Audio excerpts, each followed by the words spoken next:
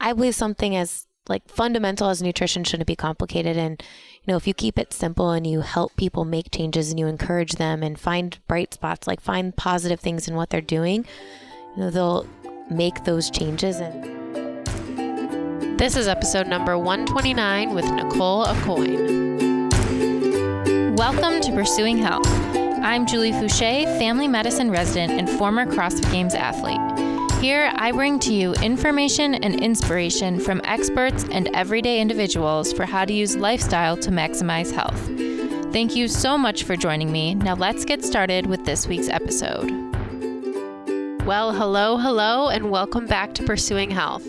I hope you all had a very happy holiday season and that you're ready to take on this new year. I've got some exciting news that I can't wait to share with you in the coming months, so definitely stay tuned. In the meantime, though, you all are always telling me how much you want to hear more nutrition content. So I thought, what better way to start out the new year than by talking about nutrition? This episode features a conversation I shared with Nicole Aucoin, who's a registered dietitian and the founder of Healthy Steps Nutrition and CrossFit HSN. Nicole received her Bachelor of Science in Dietetics with a minor in both business administration and leadership from the University of Florida, where she was also a cheerleader. And then she went on to earn her Master's in Dietetics from the University of North Florida. In addition to empowering her own clients to make lifestyle changes through diet and exercise at Healthy Steps Nutrition and CrossFit HSN, Nicole works to help other gym owners implement nutrition with their own members through her nutrition mentoring business, Grow Your Nutrition Business. Nicole is also the author of the book, Nourish, Grow Your Nutrition Business from the Ground Up. Nicole is actively involved with CrossFit as a CrossFit Level 2 trainer, a member of the CrossFit Certification Board, a regular contributor to the CrossFit Journal, and an active supporter of the CrossFit Health movement. So I had the chance to sit down with Nicole at the 2019 CrossFit Games, where we chatted about why gym owners should prioritize consistent nutrition messaging as part of their programs, the methods Nicole uses with her own clients to facilitate accountability and long-term lifestyle change, and even some more controversial topics such as conflicts of interest between the food and the dietetics industry, when nutrition advice should be deferred to a registered dietitian, and her take on the popular ketogenic diet. So before we get into the episode, just a reminder that although I am now officially a doctor, this podcast is meant to share the experiences of individuals and does not provide medical advice. And with that, we'll get started with episode number 129 of Pursuing Health featuring Nicole Aucoin.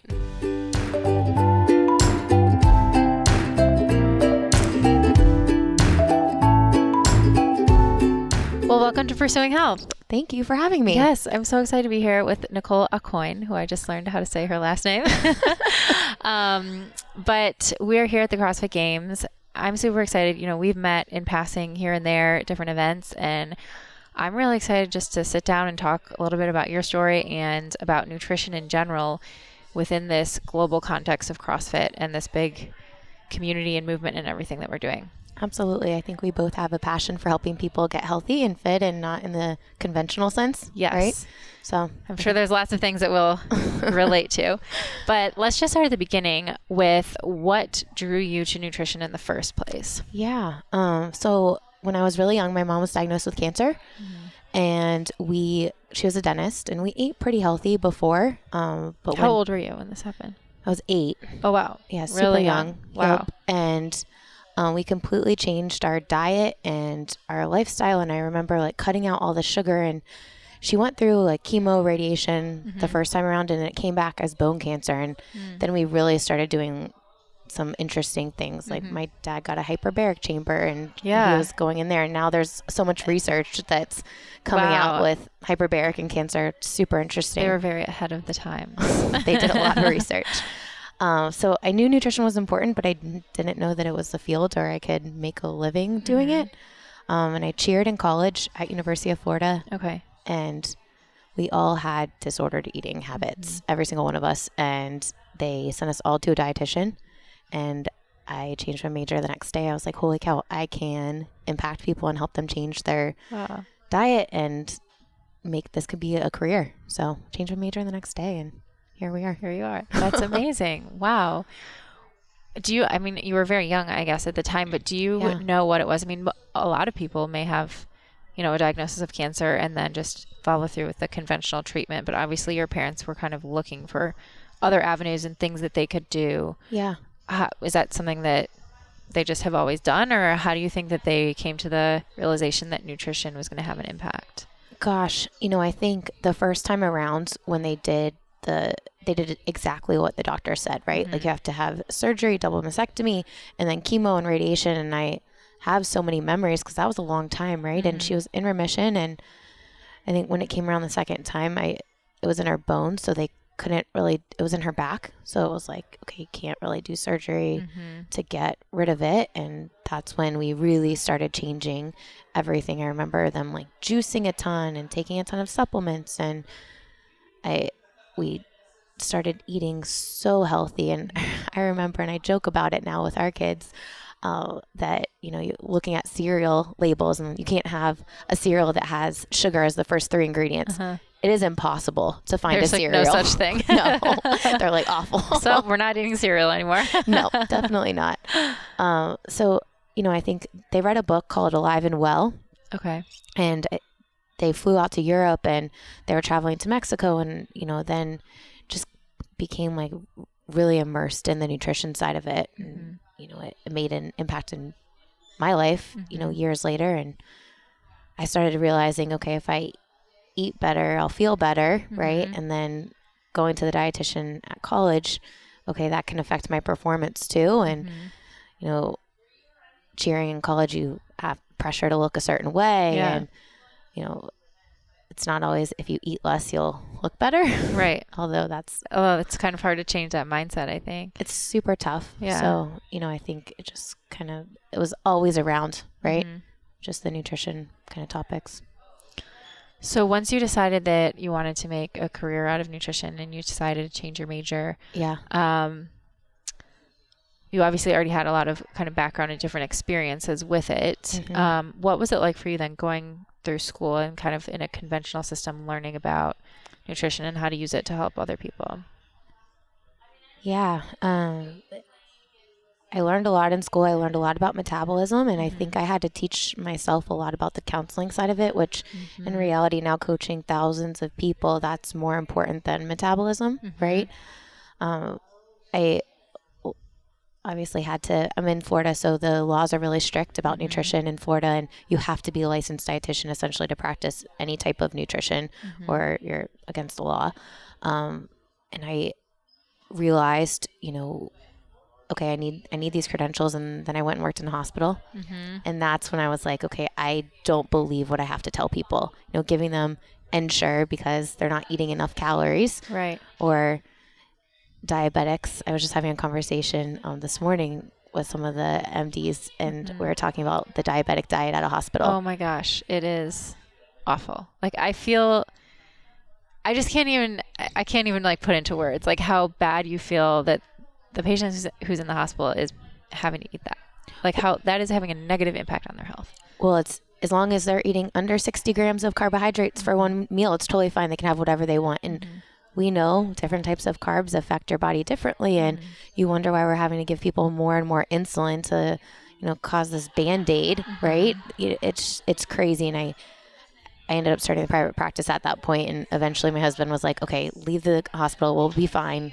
Just do that. And so how long did you work in the hospital setting? I think it feels like a lot longer than it probably was. Definitely was probably like 2.5 or 3 years. Okay. I stayed on, so I was full-time. I was the only dietitian in the whole hospital. So it was really great because I got a lot of experience with ICU and kids and lots of different disease states. Yeah. All of them, right? Which was awesome. And I made a lot of connections that way, which the doctors still refer people to our practice today. But it also made me realize what I want to do, and disease prevention is really where my heart and passion is. So yeah, I left happily. So this is something I think we can definitely relate on is there's just such a difference, I think, in what is happening in our conventional medical system, and then even some of the knowledge that lay people are being exposed to in the mainstream media and like dietary trends in our country and in our world. I mean, I remember, so I took several nutrition classes, like master's classes while I was going through med school, and most of them, it was mostly dietitians that were going through getting their master's. And, I remember one of our professors talking about how she was so excited to go to the national, what is it called? The national, Fancy. Oh, yes.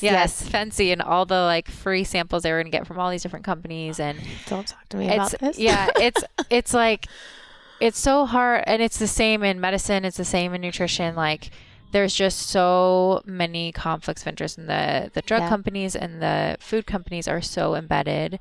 And a lot of times I think it really hinders us from being educated in an unbiased way, and then us from giving really unbiased advice to our patients. So I don't know what your experience is.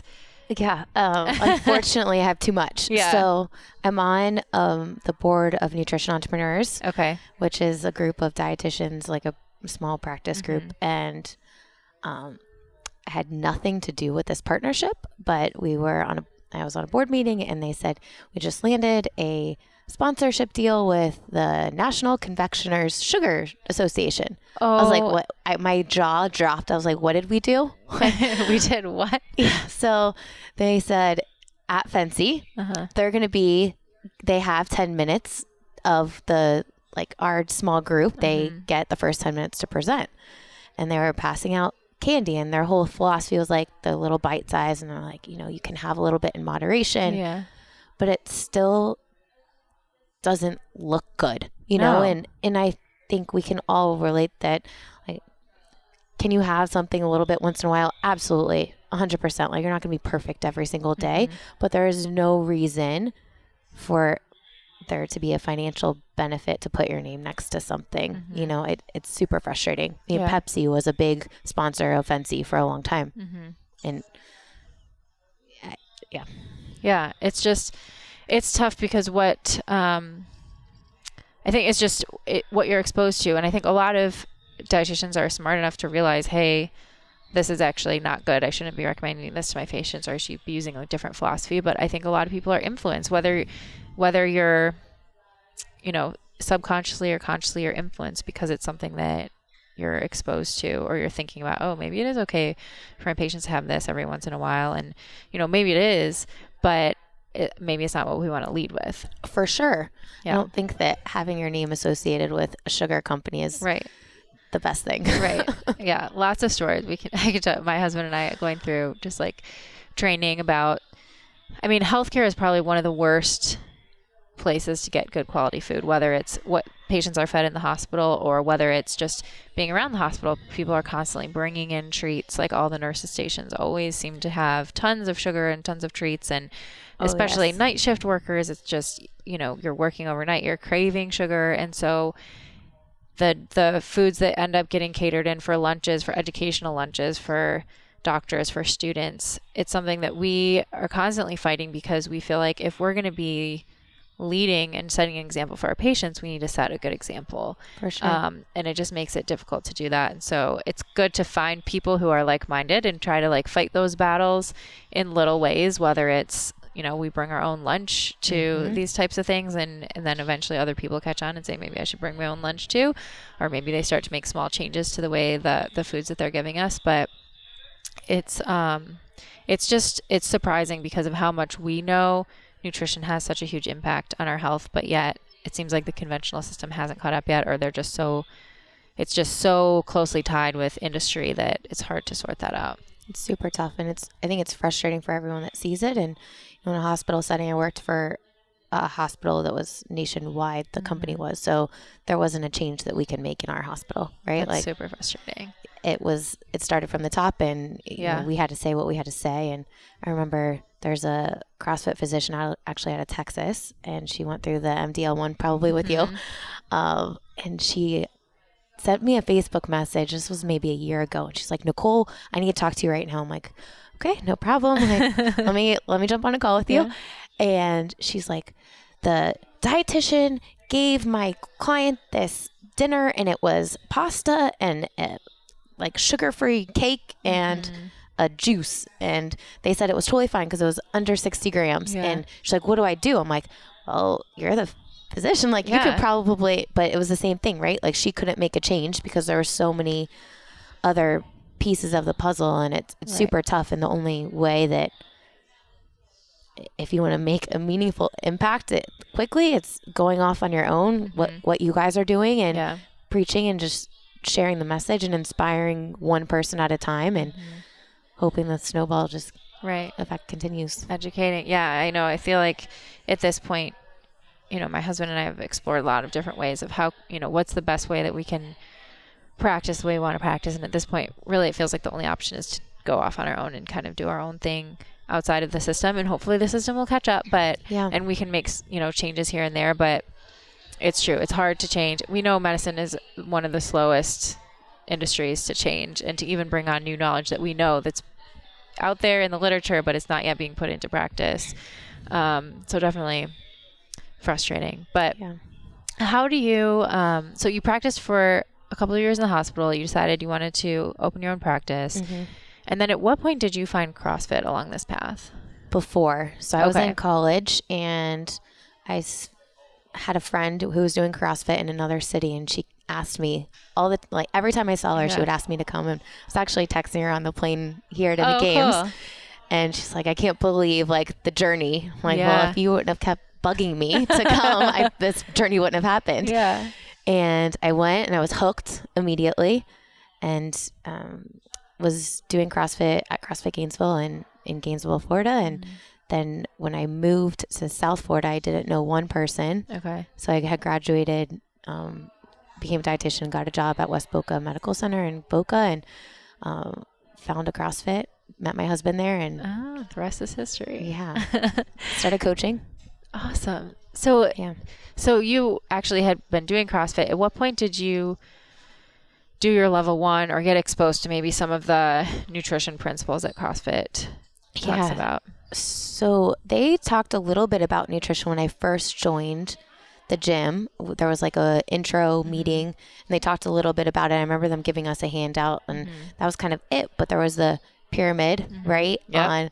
I'm like, there's not really that much focus on nutrition. It's the base of the pyramid, but yeah. And then when I went and started CrossFit at CrossFit Deerfield Beach,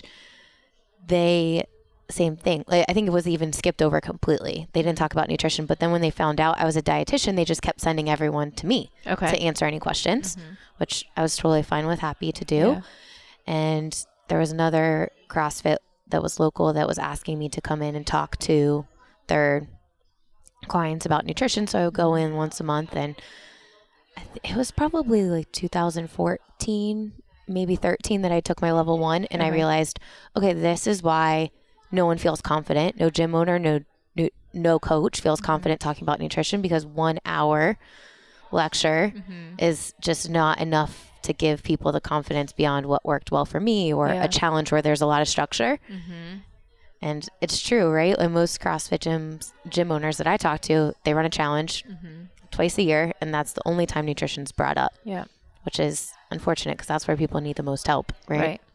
Yeah, it's such a great point that nutrition is the base of the pyramid, the fitness pyramid, and we learn about that at the level 1. And I think there's a fantastic overview of nutrition in that 1 hour. And I think it's true that oftentimes we try to overcomplicate it, and it doesn't need to be overcomplicated, but there's so many nuances of how do you actually implement that with your clients. And I see too, I think there's a lot of trends that come and go through CrossFit, and we've seen paleo, and we've seen macros and keto and all these things, and different programs that maybe members hook onto and they do, but they're not always part of what the gym is offering. Yeah. And then, like you said, gyms are doing finite challenges, and then they don't talk about it so much for the rest of the year. So I know that for you with Healthy Steps, that's a big focus, is trying to educate gym owners on how they can implement that more into their affiliate. So what are some of the things that you found to be really helpful? Consistency is the most important thing. Consistency from what your website says and what you're talking about during classes, right? And I think, even going back to level 1, I was recently, when you were teaching at the DDC, or I was there for the DDC, you were doing the MDL1, the nutrition talk now today is awesome. Yeah. Like you're talking about so many different things besides just zone, so people can help Get some clients context, in different ways. And I jumped in for that lecture just because I wanted to hear what had changed over the years. And I think it's really great now. But I think, when I look at gyms, consistency is the most important thing, because your members are not going to make nutrition a priority if you don't. And it starts from the top, right? Like if you're a gym owner and you're bringing in donuts, or you're bringing in Coke, or you're just eating out every single meal, your members are not going to think they need to make nutrition a priority, because you don't. And we know everyone's metabolic rate is different and activity level is different. And some people can eat a little bit more or be a little bit less strict than others. But if you're wanting to really help your clients and prevent disease and help them get to that wellness spectrum, then we should be getting them to eat real food and be consistent with it. So that's the biggest thing that we preach with gyms, right? You have to be consistent with the message. So true. And I think we see that. I mean, people can be regular members of a CrossFit affiliate, go 4 or 5 days a week for a consistent basis, but still maybe not be very healthy per se if their nutrition is really off, or they're really not putting good fuel into their body, or they're not maybe drinking a lot of alcohol, or like various other, there's so much of the lifestyle that goes on outside the gym that's critical. And yes, the exercise part is extremely important, but it's just one piece of the puzzle. So true. Even sleep, right? Like what you're eating, how you're recovering, just there's so many different pieces of the puzzle. And until people start realizing that there are all those pieces, and they can't just focus on going to the gym more to see great results. And that does work for a lot of people at the beginning, right? Yeah. They go from sitting on the couch every day to burning X number of calories in a class. Like they'll start making change, but then what happens if they're more hungry and they're still eating junk food? They're still going to just eat more food. And then they're going to reach a plateau, and they're going to say, oh, CrossFit didn't work for me.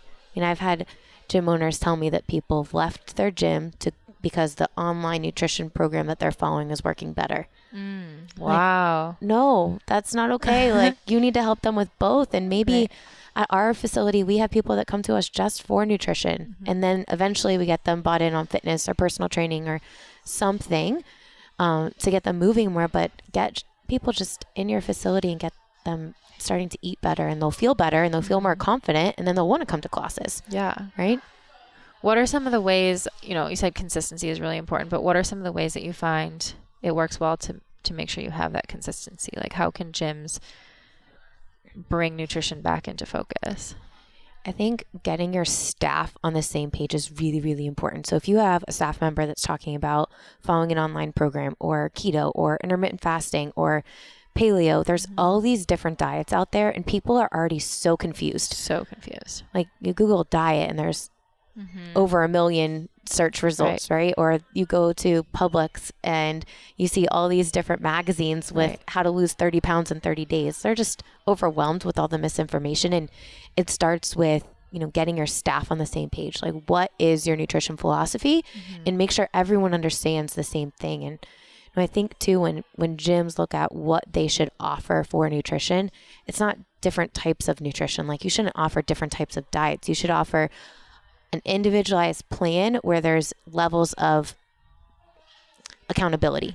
So is a client coming and talking to you weekly or bi-weekly, or are they coming in person every 4 weeks? Like don't make them choose what type of diet. They already are overwhelmed because they don't know what type of diet is going to work best for them. Like assess them and work on one thing at a time to help them achieve long-term results instead of changing 50 things at one time. Right? So true. What would you say when your clients come to you? What would you say is your general nutrition philosophy, or where do you start with people? Where they're at. So I'll ask questions like, tell me about a typical day. How often are you eating out? What do you usually eat out, or what do you usually eat? Do you have snacks during the day? And find out what worked well for them in the past. Like when they've lost weight before, or what are even their goals? Maybe they don't want to lose weight. We had a guy come into the gym last week, and I was working out, and my husband was coaching, and I love taking classes. It's not that often that I get to do it, but I see this guy come in. He's super nervous, right? Like walking in the door. And so I put down the barbell, I go run over and introduce myself, and he's super skinny. He's like, I'm going through a divorce. He started crying. He's wow. I need support, and I need to start eating again. And I mean, gosh, the strength that he even had to come in, like obviously he's going through so much. Yeah. And he was like, I need help. And I didn't even give him an option that wasn't nutrition. If I would have gotten him into the gym and he wanted to work out, like he wanted to do the exercise, but if I would have gotten him into only classes, he would have lost even more weight because he wasn't eating. So I'm like, okay, we're just going to start with nutrition and we'll get you in exercise. No problem. Like we'll get you in doing personal training sessions. Then you can come into classes and get the community that you really need. But it is so important for people to have the nutrition first so that they get what they need, right? Yeah. And prioritize that and be able to fuel the training. Absolutely. And just start feeling better, right? I mean, we know we feel better when we work out, but imagine if you didn't eat anything before or after your workout. Now you're going to be tired the rest of the day and you're not going to want to do anything. And then, your recovery is going to be not as great. So you want to make sure that you're consistent. Definitely. What are some of the, for affiliate owners, maybe who they've taken, or trainers in general, they've maybe taken the level 1. Yep.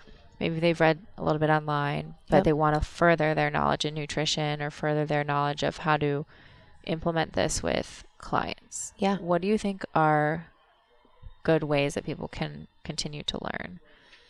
I think nutrition is such an evolving thing that always trying to learn more is really important. But nutrition, working with clients is so much more than just like knowing metabolic pathways, right? It's all about counseling and coaching and figuring out where people are at now and what's a realistic next step for them. And understanding like you can't jump too far for people because then they're not going to do well. They're not going to feel confident. And then they're going to say, this didn't work well for me, versus figuring out, okay, what's a realistic next step? I'm going to hold you accountable to that. You're going to see success and then we're going to move to the next thing. So for gym owners or nutrition coaches that are looking to make nutrition a bigger priority, I think it's constantly reading. I mean, I've written articles for the CrossFit Journal. Like start there. I wrote a book called Nourish, which is how to build your nutrition program, right? Awesome, we gave out 200 copies in the affiliate lounge this weekend. But like constantly learn, and Precision Nutrition is a great course. We have a training program with our program. So when gyms sign up, they go through a training process, the owner and a nutrition coach. Okay. I think it's really important that the gym owner understands what's being said about nutrition. Yeah. And there's so much the business side, right? Like how much to charge, how should you package prices, package programs, and how to market your program. Because a lot of times, we're working with more and more 10-year affiliates now that have never made nutrition a priority. And they're like, this is the missing piece of the puzzle. Now to rechange your culture after having fitness be the main thing for so long, it just takes time. And if the owner doesn't understand what is involved with it, then your program's only going to go so far. So I think the owner and whoever's going to run the program, for us, we recommend only one nutrition coach at a facility to start, just because consistency is so important. I had a private practice first. So before we opened our CrossFit affiliate, so our clients never knew each other, right? Yeah. So if I worked with someone, if I worked with you, you didn't know the next person. You're not going to meet like maybe in the waiting room or whatever. Yeah. Likely you'll never even talk to someone. But in a gym setting, it's completely different, right? Because your best friends are all doing nutrition too. And if I'm doing something with you and not following up the same way I am with your best friend who's doing nutrition, they're going to feel like they're not getting the same service or the same value. And when you have multiple nutrition coaches and not a streamlined form of communication and processes and procedures, then it's super tough because people feel like, oh, I want to go to only Julie because she follows up with her clients more than Betsy, the other nutrition coach, right? You want to feel like people are going to get the same experience no matter who they go to. Exactly. It's the same thing with CrossFit classes, right? Yeah. Like you have the warm up and you have everything written out.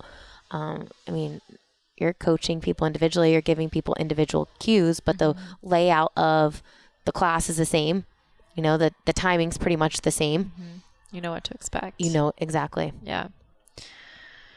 So you mentioned earlier that Florida is one of the states that has the most strict regulations, right, about who can give nutrition advice. Yeah. And I know every state is different. Yep. I know that CrossFit has been fighting a lot of legal battles in order to try to protect trainers' rights to at least talk to their clients about nutrition. But there is a big, I think it's a tricky thing because obviously you went through school, you worked in a lot of clinical settings in a hospital, like you said, in an ICU with a lot of different disease states. And so, there comes a point where sometimes a person does need more tailored advice for their situation. And I think we're in such a situation in our country where everyone needs help. There's so many people who need help with changing their diet and even making small changes and just working on getting towards real food or, just kind of with the basics. But you also want to know kind of when you're overstepping your boundaries and when it's time for maybe someone to work with a registered dietitian or someone who has expertise, especially if you're working with someone who has some sort of chronic disease or, medical condition. For sure. So how do you advise trainers or nutrition coaches about how to know where that boundary is? And obviously we want to all work together with the same goal of helping people get healthier and improve their nutrition. But what do you think is kind of the role of all the different experts out there? Because like you said, it's true. Even getting consistent advice is hard. Yeah. Right. Because if you talk to two different dietitians, I mean, I know it's hard for me to even refer patients to a dietitian kind of in a conventional system because I don't know if I agree with the advice they're going to get. Couldn't agree more. And you go to one dietitian or another, you're going to get maybe completely different advice. And so how do you find your allies? And then how do you know how to get people to the right support that they need? Gosh. Sorry, that was a big question. No, I think there's so many different pieces of the puzzle with that question, right? Because the laws are super strict. I mean, in Florida, if you look at the actual law, you cannot charge for nutrition unless you're a dietitian. I mean, you can't overstep that. That's a pretty wide range of what you cannot do. Yeah.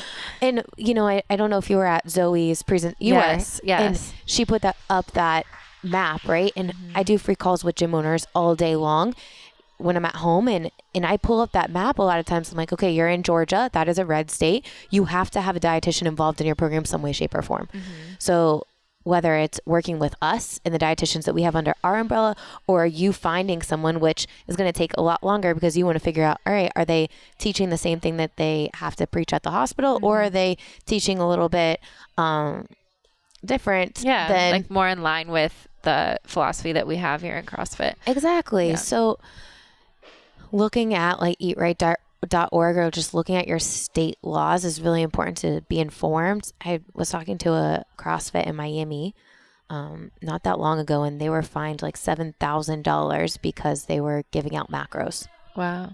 And yeah, I think there is rules for licensure, right? Protecting scope of practice and, teaching someone how to manage their kidney disease when they're on dialysis and their diet does have to be super strict, or pancreatitis when, there could be some damaging things that happen if they eat the conventional way, right? But I think most people just need help being consistent and eating real food, and you don't necessarily need to be a dietitian to do that. Yeah. So talk to people before you start referring. I don't know about you. I'm sure you guys get approached by companies all the time trying to sell their products or trying to get you to partner with their products. And I do not put our name next to anything unless I've personally used it or we work with the company as a test first to see okay, if I'm going to put my name next to this, I want to be 100% sure that there's not going to be any negative consequences for any of our clients and that we're only helping our clients get better. And if we can make it easier for them, awesome. But it's tough, right? Because even multi-level marketing companies, right? Yeah. There's so many. I get an email every single week from one hey, Nicole, do you want to sell our protein or pre-workout or these pills? No, I don't want to sell anything. I want people to eat real food. Right. I'll sell the stuff for the farmer's market or whatever. Yeah. We have chickens and I'll sell those fresh eggs that we get every day. But I think you need to do your research, right? Talk before you partner with anyone, figure out what they're preaching. What do they sell? What are the motives behind what they do? What's their story? Because be a nutrition client for them, with them first. Like, find out what they're telling their clients. And if it's not in line with what your philosophies are, then don't refer people to them. Right. But it's tough because you should have someone for those complicated cases, and, look at what your state laws are for sure. And for gyms that work with us, like, we're hiring a licensed dietitian in every single state so that there is someone under our umbrella that is licensed, that if there is a complicated case, they can work directly with one of our dietitians. And I think it was after the health conference last year, we started a Facebook group, Dietitians in CrossFit. Oh, awesome. And, they'll post things in there and I'll kind of respond, and, we'll go back and forth just helping each other. I think most dietitians are as frustrated as anyone, right? Yeah. There are good people in the CrossFit industry and, good dietitians. And I remember there was an article that Lon Kilgore wrote about dietitians. And did you read it? I remember seeing it. I don't remember exactly what it said, but I can imagine. Oh my gosh. So I had never met him before. And I read this article, my blood starts boiling. It was 100% true. The whole thing was true. Okay. But it just put such a tarnish on dietitians. Like, man, it was talking about, like, where's the funding coming from, and kind of the history behind the RD credential. And happened to be that a couple days later was the board meeting, and I'm on the board, and we're on the board together. Oh gosh. And we're in the airport, and he walks right up to me. He's like, "Hey, Nicole."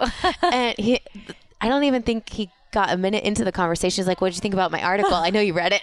I'm like, well, I think you had some really valid points, and dietitians were emailing me and Instagram messaging me like, "Gosh, this thing was terrible." I'm like, well, kind of true.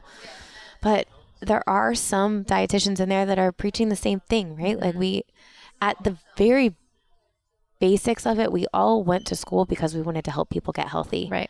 And we had to earn those credentials, or, that was the way we went to it. Same thing, Right. I think this is exactly the same. I think it's kind of unfortunate because I think it's the same for doctors right now. Like, I think we're all basically victims of the system. Like, we're victims of a bad system, and it's like, we shouldn't necessarily throw the baby out with the bathwater. We should say, because the system is not great, doesn't mean that all dietitians and all doctors are also not great or have bad intentions.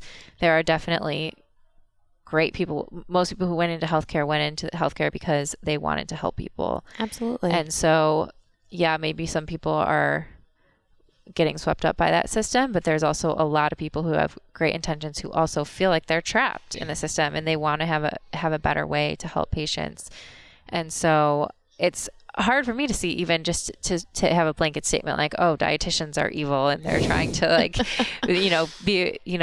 they're all working with these food companies and whatever, because they aren't all working with food companies. And a lot of it is more, just kind of a system and these associations that we have. And so we have to just, like you created that Facebook group, we have to, like, stick together and find people who are feeling the same way, and then figure out a way to make that voice bigger than. If you can empower one person to make a change, like, even every single day, I think that's amazing, right? Like, yesterday, after I got done speaking at the expo stage, guy came up to me and he's like, "I just want to let you know I've lost 75 pounds using your program." That's I'm like, amazing. I had goosebumps. I'm like, this is good job. It's worth like, it. It's all worth it, Yeah, right? I think I believe something as, like, fundamental as nutrition shouldn't be complicated. And, if you keep it simple and you help people make changes and you encourage them and find bright spots, like find positive things in what they're doing, they'll make those changes. And there are a lot of people out there that aren't dietitians that want to do the same thing. And, we partnered with Precision Nutrition last year. Have you heard of that certification? Yes, I've heard great things about it. Yeah. Yeah, I did too. And actually, I think my husband got the book. Like, he was like, "I'm just going to get it because I think you can send it back and get a refund within a certain amount of time." He's like, "I just want to flip through and see what's in there." And it's like, you start with basic biochemistry. I mean, you are learning the basics. Yeah. So it was about a year ago, and we had some of the nutrition coaches using our program, and we have basic nutrition coaching in our training. More is getting added all the time. But they were asking me about precision nutrition. So I was like, well, let me just reach out to them and see what they'll do. Right. So I reach out, And the guy, the head of partnerships, emailed me back within a couple hours. It was like in the middle of the night his time. I'm like, man, this guy is like on it. He's working. Yeah. So he was like, we would love to talk to you. So they ended up, usually the way Precision Nutrition works is you have like 2 open enrollments, and they've got like this VIP list that you can get on. And then you can, if you get in there in time, you can sign up for the course. They basically like, we understand that people join your program at different times, and they would want to do that training course at different times. So they basically gave us a link that we can sign people up at any time and at a super discounted rate. That's awesome. Yeah, which is great, because I think the more tools you have in your toolbox, the more confident you're going to be as a nutrition coach, right? Like I did my L2 and it was awesome, right? Definitely, it was a humble experience. Yes, it is. But it was really great. Yeah. And, I think, again, more tools in your toolbox, and precision nutrition is really habit-based, and that's what our philosophy is too. So it aligns really, really well. And going back to what we were talking about earlier with what can people do, I think that's a great course to take. And we did an affiliate owner breakfast this morning, or gosh, it feels like it all ran together. It was yesterday morning. We had someone come talk from Precision Nutrition, and they did a great job. And I think the more simple you can make it for people, the more likely they're going to stick to it, right? Absolutely. I want to talk a little bit about CrossFit Health, because you've been around a lot with everything that's been going on over the past couple of years. And now, we're doing these MDL1 simultaneously having this DDC where they're bringing in some really amazing speakers. And I know you've been to a lot of those. So what are your general thoughts about this new movement? Kind of, obviously there's a lot of changes within CrossFit, but what are you most excited about with CrossFit Health? I love it. I love everything about it. I was talking to Pat about it. Pat Sherwood. Yeah, Pat she's Sherwood. been leading a lot of those conferences. Yeah, he'll open it up, right? The DDC, the last one I went to, he opened it up, and he made, from an affiliate owner, it's tough to see what's going on behind the scenes, like what's going on at these DDCs, and why is there a 70-year-old man with a 70s couch, like squatting with blue jugs, like no one gets it, right? And at the end of the day, we're trying to help the most chronically ill get to health and wellness. And Pat and I can't remember exactly what he said. And, he had such a great way of explaining what CrossFit Health is doing. And they're just exposing the mess, and CrossFit's the solution to that mess, right? And when he was leading the health conference this weekend, or on Wednesday, whatever day it was. It's been a long week. It really has. I walked up to him and I was like, man, I wish you would have done that talk that you opened the DDC with, because that is what affiliate owners need to hear. He's like, Nicole, trust me, we're making it, and I promise it's going to get out. And we're all anxiously waiting for all of these videos. Yeah. I think affiliate owners just need to understand that. And I think if you talk to most affiliate owners, their ideal client isn't someone here. It's the person that, the most inspiring client is someone that's lost 100 pounds, that's completely changed their life and helped the family get healthy. And, at the end of the day, we all opened a gym and took a lot of leaps of faith to do that, with the passion of wanting to help people. And CrossFit Health is just driving a different population to the door that needs the most help. And if you are able to help people with the nutrition aspect first and then fitness, you're in such an awesome position to really move with the momentum that CrossFit's going, right? It's so true. So true. You mentioned a lot about helping people with accountability, helping people more with kind of the psychological side of eating and food and nutrition. What are some of the ways? I think I can imagine, one, just having a consistent person who you can check in with. And right now I see a lot of people going from program to program, where they do something for a few months, they feel good, they kind of lose track, and then a few months later they try something else. And so, and still, when I hear from people who are listening to the podcast, or I hear from just generally the community, I think people struggle most with nutrition, and they struggle most with accountability. They know what to do. They've done it before, but it's how does it become something that's consistent and part of their everyday life forever? And obviously it's going to change and evolve, but what are some of the ways that you help clients, or that you coach people to help clients with that consistency and accountability? So from a nutrition coaching standpoint at setting expectations, like, okay, you're going to hear from me every Monday, and I want to hear back from you within 24 hours of that. So when you hear from me, I'm asking you about something we talked about previously. I'm keeping you accountable to that, and setting up a structure so that you're following up with clients as a nutrition coach is really, really important. And for the clients, right? Because they need to know I have someone on my side. If I'm having them log in my FitnessPal, which we don't do for every client, but if they do, and they know that I'm going to go in there and look, that's going to help them stay on track, right? For And sure. we use InBody to track biometrics, but tracking biometrics is such an awesome thing too, because people seeing those numbers go down, them seeing the printouts and tracking measurements, them seeing the changes, that success leads to motivation to continue, Absolutely. right? And tracking those measurements as opposed to just the number on the scale, because especially if you're working out, like, you want to know what is the actual body composition, and maybe you're getting stronger and that's what's driving that number on the scale up. For sure. You have to look at so many different things, and measurements on like tape measurements are really great because inches fall off so much faster than body fat or body weight.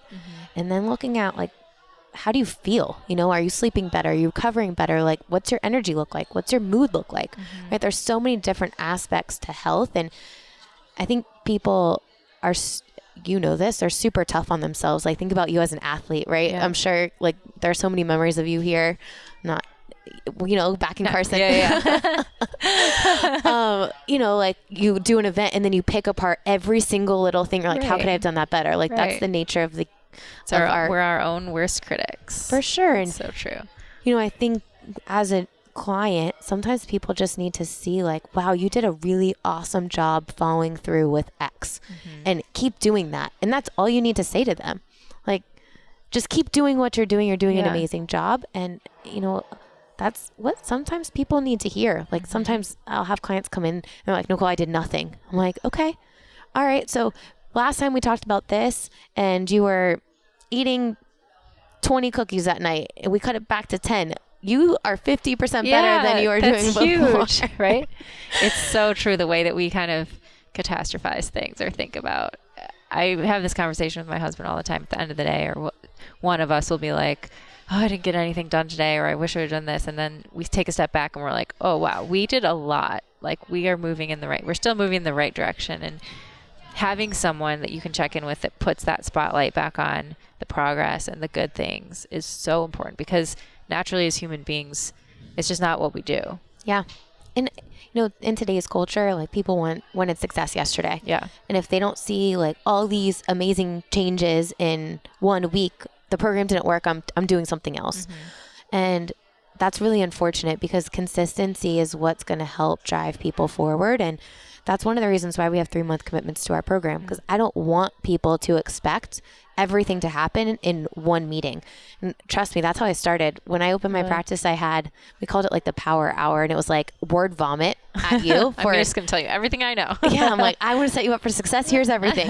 And they're like leaving, oh my gosh, I don't even know what to do. So overwhelmed. Yeah. And then when we started going into 1 month, it was a little bit better, 1 month commitments. And then I was like, you know what? I think 3 months to get people started and to understand the value of accountability so that we just convert them over to a monthly membership after that is so important. And almost every single one of our people converts over to ongoing accountability after that initial 3 months, because they realize the value of having someone to check in with them regularly and the progress that they've made. And, maybe they reach their short-term goal, but they still have such a long way to go. And I think as a nutrition coach, if you only talk about what you can expect to see in 1 month, you're kind of setting yourself up for not failure, but for your clients to not understand how you can help them long-term. But if you say, like, okay, your body fat percentage is 40%. For health reasons, we want to get it down to 25. We have 15% to lose, expect to lose 1% per month. You would expect to work with me for 15 months. And there we go. Like, you're not asking them to commit for 15 months, but at least you're putting it out there so that people understand, right? It's like, there's take time. Yeah. Yeah. I used to give an example all the time about, when you talk about CrossFit, we have an on-ramp program at our gym. So if someone new comes in our facility, they do not go into group classes. Like, I want to work with them one-on-one first, get them moving with a PVC pipe Yeah. before they pick up a barbell. Mechanics, consistency, intensity, they say. Yes. Something like that. And, if you didn't talk about, okay, after this 4 1-hour personal training sessions, you'll move into either ongoing personal training or group classes, they might think like, oh, I got the basics down with this 4 hours. Now I'm going to go to Planet Fitness and do it on my own. Right? Like you start off with, okay, this is the intro program. But after that is when this awesome thing happens. Yeah. And that's what you need to do with nutrition coaching too. Like lay out the plan for people. You're the expert. Like they're coming to you for help. Tell them what they need. And I think so many gym owners are so scared to say like, oh, you need nutrition, you need fitness. But really, if you're not talking about both, like you're doing that client a disservice because they're not going to see the results they're looking for. So true. Both so important. We have been hearing a lot about ketogenic diets, and I know that's been a big focus at a lot of the speakers at CrossFit Health conferences. I mean, specific applications, but also just in general. Yep. So I'm really curious about your take on that, especially with, and I think I've had several conversations this week with just different doctors or people who attended the health conference about, what is really an optimal diet, or what should we be doing to fuel a CrossFit style training? Not a competition training, but someone who is maybe going to the gym 3 to 5 days a week, doing a class. That's what they do for their exercise. Otherwise, they're living their lives, their jobs, their families, whatever else it is that they're doing. Do you think that a ketogenic diet can work for, I mean, I know it's individual, but do you think a ketogenic diet can work for those people? Is it a good idea? Is it something that's worth trying? And then if it's something, I think we're seeing a lot of people just giving it a go. If it is something that people want to try, like what type of supervision or monitoring do you think that they should do before they jump into it? Yeah, that's a great question. So we've worked with, especially in the cancer realm, we have some cancer patients that we'll put on a ketogenic diet and follow them super closely and watch their numbers and see like, okay, how is their body reacting to it? And we've seen some really cool things happen in that population, like really amazing things. And, in that population, it's a no-brainer for me to start there. But I think for a lot of people, it's a really big jump from where they're at right now, And when we talk about the general population, like you can make some amazing progress by cutting out the sugar and cookies that you're eating, and the juice and the diet soda, and eating more vegetables that might be a little bit more sustainable. If someone came to us and said like they were set on trying it, okay, I can support you and encourage you to make healthy decisions by trying it as an experiment and asking them questions like, how are your energy? How's your recovery? How are these other key factors with you getting into ketosis, and how do you feel? And if you're feeling great, okay, awesome. But so many people, and I think what's frustrating for me, because you watch like on social media, it's like super popular, right? So people will say, oh, I'm following keto, and really they're eating a giant ribeye, and they're not following, I mean, they've cut carbs, right? But if you look at like the percentages of macronutrients to get in ketosis, like, are you really in ketosis, or are you just saying that you're doing keto because it's cool? Or, are you eating a ton of processed stuff? And with keto becoming super popular, there's all these different food products now. Yeah, just like we got the paleo foods, now we have the keto foods. There's a million of them, and there's all these ketone supplements. Someone just came up to me with a bag or a bottle of a ketone supplement literally right before we got on this podcast. Nicole, what do you think about this? I'm like, man, it's people just want to make money, right? And they just want to sell you on something. And it's super unfortunate because a lot of people get stuck in that trap, and they see like, oh, it worked really well for my neighbor, so I'm going to try that too. And in reality, it's going to push them back further because they're going to get super frustrated, and then they're going to say, this didn't work for me. And could you do it in a healthful way? I think we've learned, keto's been coming up at dietitian conferences for years, right? And like there are some, like, can it work? Absolutely.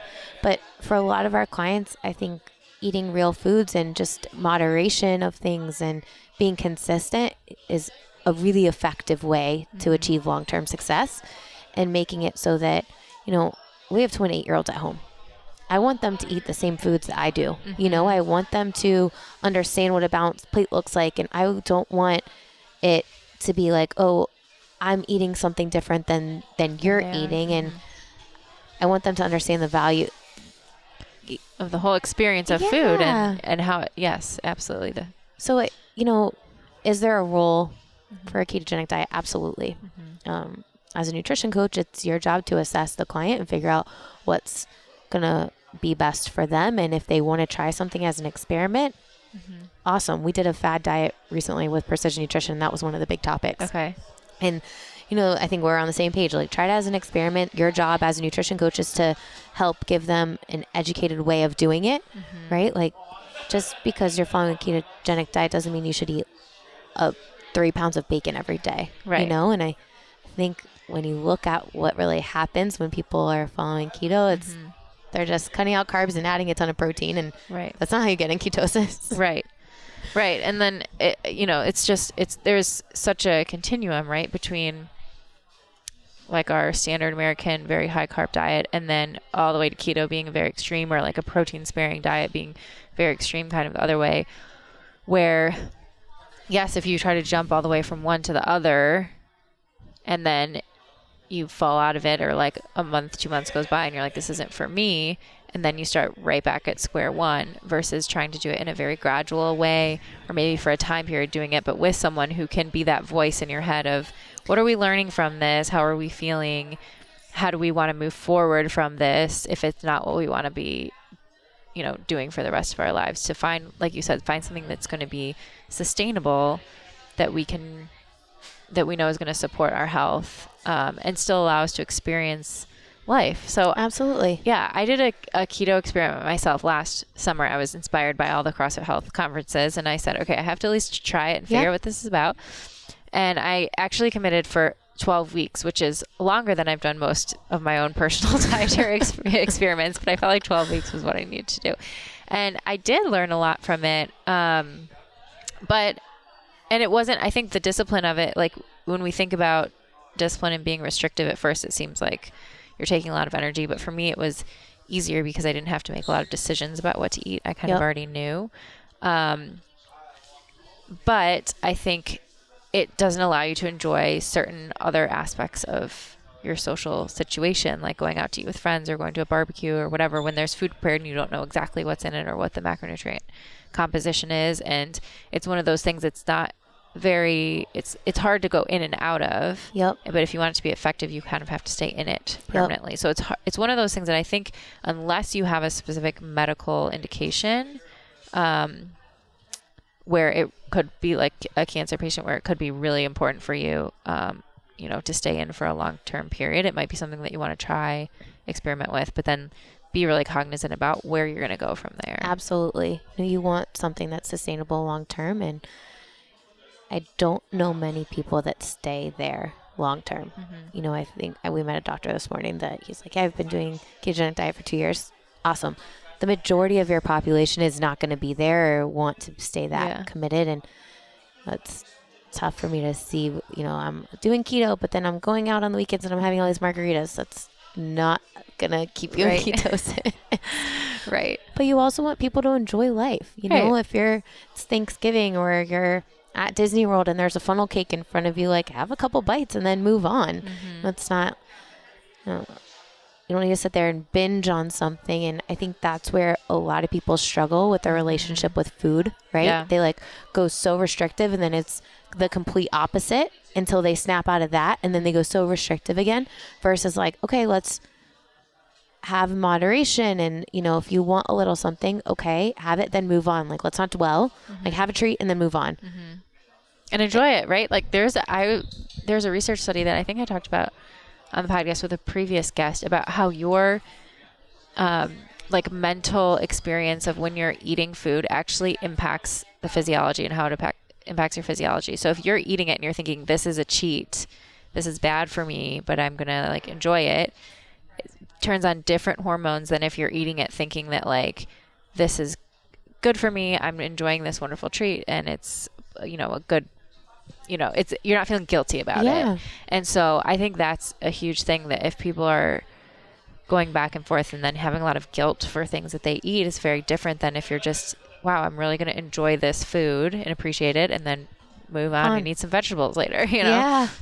And I think people need to understand, and I know our culture, right? Like we go hang out with our friends, we sit down, we are breaking bread a lot of times, right? And you don't want to miss out on life experiences because you're afraid of what is going to be served there. And there's definitely ways to stay on track and follow a healthy lifestyle and still enjoy all the things that you want to enjoy. I mean, goodness, I've been here for almost a week and I've eaten out literally every meal, and it's all right. You know, last night I had a burger and I got salad on the side, and you know, it's fine. Right.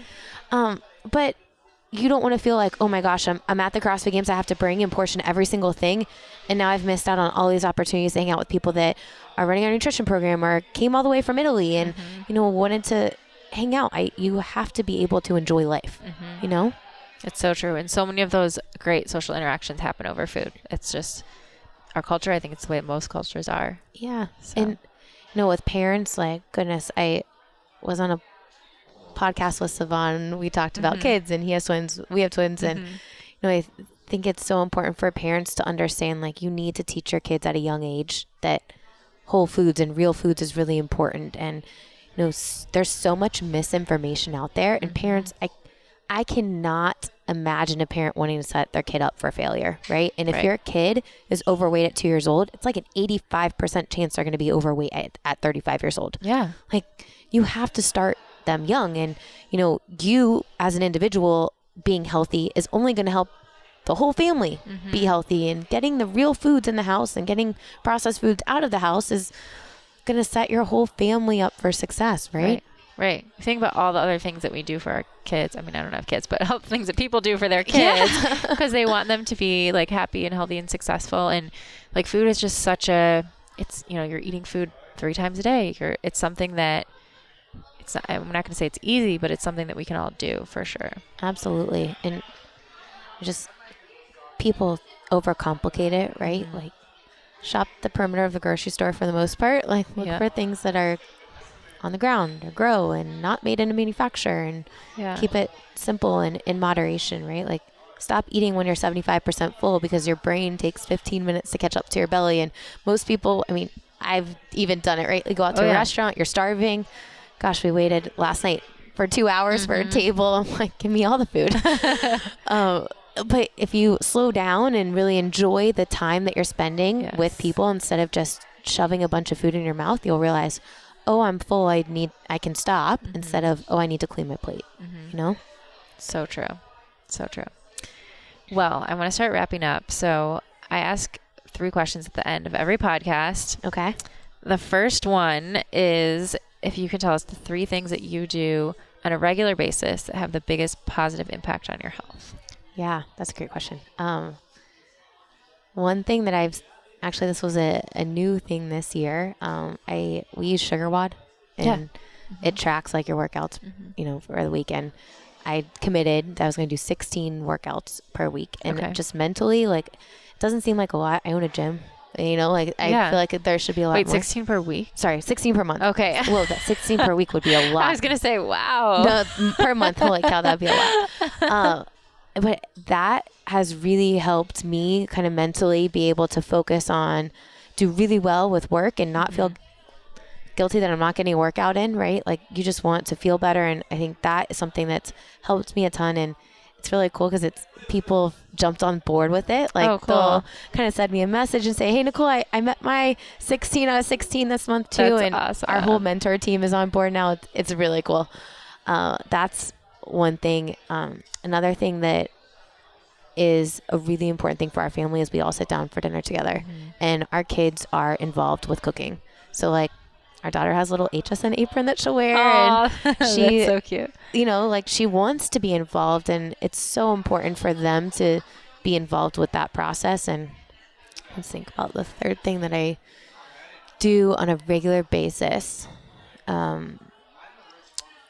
Gosh, we have some staples in so I'm not although I tell people like meal prepping is really important. We meal prep to an extent, but I always have some staples available. So if I'm in a bind, I'm not going to have to run out to a restaurant, right? Like we have a staple there. So setting yourself up for success, I think is really important. But those are probably the 3 things I do most consistently for sure. I like that. So it's consistency and just kind of being prepared for those unexpected situations. I love it. What is one thing that you think would have a big impact on your health, but you have a hard time implementing it, or you haven't gotten it into your routine yet? Big thing that would impact my health. This is a good one. Something that you're working on or you would like to do. Yeah. So for me, sometimes I work out of my home office, and sometimes I get super busy and like I'll start super early in the morning and I'll go, and before I know it, it's like 2:00. The whole day's gone. And luckily my husband, he works for the fire department, so he's home quite a bit. And when he's home, he realizes like, all right, Nicole needs to eat, and she probably hasn't eaten yet. Hasn't been out of the office. Her head has been buried next to that computer. So he'll bring me something, but that consistency with like my morning routine of getting food in is sometimes really tough for me because I just want to get so much done. And usually I try to wrap up getting done with work by the time the kids get home so that I can spend time at home. But I think for me, consistency with the morning routine of getting food in is a struggle sometimes. Definitely. Do you have a specific routine in the morning? I guess with kids, it's probably hard to have any sort of consistent routine, but I try and, so one thing that I started doing, I guess it was maybe a year ago, I try to only like block out 3 big things that I'm going to get done each day. Okay. Because my to-do list could get really long, and then it's overwhelming and you're like, okay, I don't even know what to do. So I try to just have 3 things that I want to get done each day between calls. 3 things that I'm going to do each day, and it's super helpful to keep me focused, right? Because you can get so distracted, like emails come in, and I hired a VA this year, which has been so helpful. Virtual assistant, right? Yeah, virtual assistant. We contracted through a company, and she manages my email. That's amazing. So basically, any email that comes in that I absolutely have to answer, she'll put in like a Nicole respond box, and the rest she'll answer. And she's got a ton of templates. Yeah. That it's like, if someone submits a question about this, forward it to this person. If someone submits a question about this, send this response. So that's been super helpful. But, blocking out 3 things makes it so that I don't get distracted. I mean, the mornings with the kids, it's an adventure, right? Like, all right, Jason does most of, my husband does most of the dinners. Okay. And we're all kind of his main role is like, all right, the dinner meats and getting dinner prepared. Yeah. And, I do breakfast. So usually we have chickens. That's so cool. Yeah. So I go out, get the eggs, make the kids eggs and whatever they're going to have. And then getting them dressed and hair and school. Yeah. Out the door. Go. Wonderful. All right. Last question is, what does a healthy life look like to you? Oh, gosh. I think for me, it's consistently making decisions that are going to keep me on that wellness spectrum, right? Like, am I exercising regular? Am I eating real foods? Am I having vegetables throughout the day? Drinking enough water? And at the end of the day, I want it to be a priority for my whole family. So like, even watching Jason's eating habits change from before he met me to now, it's great, right? That's awesome. Gosh. Probably in subtle ways along the way. Yeah, now it's just really overt. Like, okay, do we need that? No, we don't. Do you really want to go get wings? You're not going to feel good after this. But, I think for me, it's the whole family, right? Like, I want us all to be eating the same things and be eating real foods. And to be honest, like, we eat recipes off our website. The same thing that I tell my clients to do, I'm doing the exact same thing. And that, as a nutrition coach, is so important, because if you're telling your clients to do one thing and you're doing something different, that's not right. Like, you need to be walking the walk and practicing what you preach. Exactly. Perfect note to end on. I love it. We got to walk the walk. Awesome. Well, this has been wonderful. Thank you so much for sitting down with me. where can people find out more about you and Healthy Steps? Yeah, if you go to healthystepsnutrition.com, that's our website. It'll drive you, if you're a gym owner, it'll drive you to growyournutritionbusiness.com.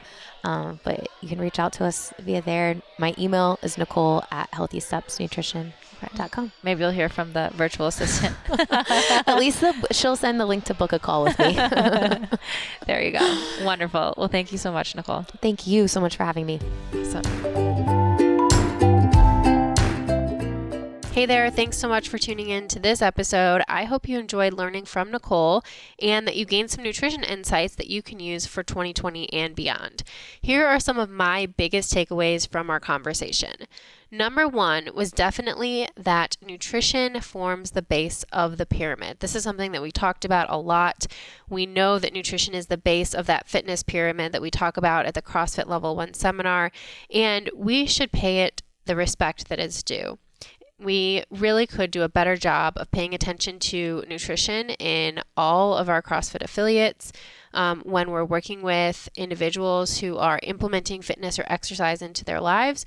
We know that that's going to have a huge impact on their health, but nutrition is also an important piece of the puzzle. And so the more that we can do to implement healthy nutrition practices, the better off we all are going to be as far as our long-term health. So if you are currently leading an active lifestyle, maybe you're exercising regularly, but you haven't really put that focus on nutrition, maybe it's time to think about it in this new year.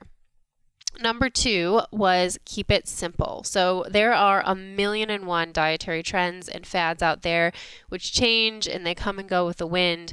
Things like paleo, zone, macros, keto, intermittent fasting, the list goes on. And at the end of the day, if you can focus on eating real food, eating plenty of vegetables, lots of different colors on your plate, and getting quality sources of protein, fat, and carbohydrates at every meal, you're likely going to be moving in the right direction. So always remember CrossFit's Fitness in 100 Words, which says eat meat and vegetables, nuts and seeds, some fruit, little starch, and no sugar, and keep intake to levels that will support exercise and not body fat.